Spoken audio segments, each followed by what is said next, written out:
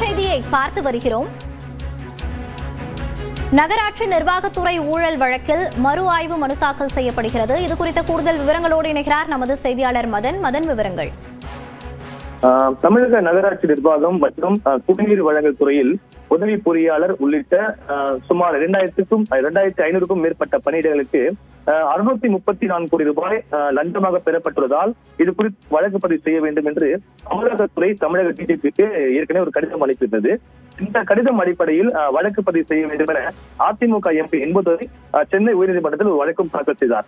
இந்த வழக்கை விசாரித்த உயர்நீதிமன்றம் அமலாக்கத்துறை அனுப்பிய அந்த கடிதத்தின் அடிப்படையில் உடனடியாக வழக்கு பதிவு செய்ய வேண்டும் என்று லஞ்ச ஒழிப்புத்துறைக்கு ஒரு உத்தரவும் பிறப்பித்தது. ஆனால் இந்த உத்தரவை அமல்படுத்தவில்லை என்று தெரிவித்து இன்பதுரை தரப்பில் ஒரு நீதிமன்ற வழக்கும் தாக்கல் செய்யப்பட்டது. இந்த வழக்கு தான் இன்று தலைமை நீதிபதி அமர்வு விசாரிக்க வந்தது. அப்போது லஞ்ச ஒழிப்புத்துறை தரப்பில் ஆஜரான வழக்கறிஞர் இந்த நீதிமன்ற அவமதிப்பு வழக்கு தொடர்பாக தன்னுடைய அந்த பதில் மனுவை தாக்கல் செய்தார். நீதிபதிகளை பொறுத்த வரைக்கும் ஏற்கனவே நீதிமன்றம் உத்தரவு பிறப்பித்து கூட உடனடியாக வழக்கு பதிவு ஏன் செய்யவில்லை என்று ஒரு கேள்வி எழுப்பினார்கள்.